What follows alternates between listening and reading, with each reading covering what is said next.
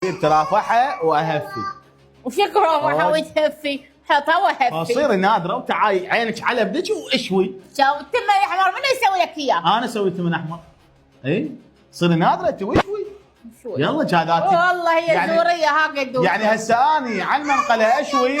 اي ماما. خوش لازم عيني على ابني وهي خاله جدر على النار هو يتهدر وحده وقاعده على التليفون بس هي مو لازم عينها. قعدت هيك ثانيه قعدت ثانيه.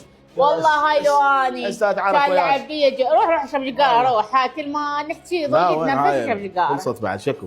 ها خلصت. مقطع صار طويل. شوفوا وانا دا احكي جديات ترى. هاي المرة تجاه ابنها مهملة. السودي تحبني ولا تحب ماما؟ لا. تحب ماما؟ يا تحب بابا؟ لا. نينا؟ لا تحب منو ولك؟ الله الله. هذا جاي يتعارك علي باكر يكبر ويتزوج ويعوفني ويروح لمرته. من يتعارك؟ انا ما تعاركت. انت شو عادي بس تجي عادي؟ الدنيا وحرقت البيت. انا ضجت لين يمك. بابا ليش يمك؟ انت تعال يمنا انا دا اشوي.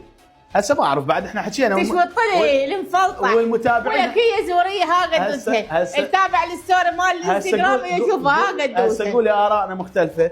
المتابعين هم لهم الاولويه. اذا يم ابوه هو المسؤول عنه. يعني انا ابني ما يجي يمي بالمطبخ، انا جاي المطبخ شايل الصيخ راسي انا اخذته من عنده، لان يمشي يعثر وقع انضرب انا مسؤوله عنه. انت من كان يمك والصيخ يمه غير تاخذه منه؟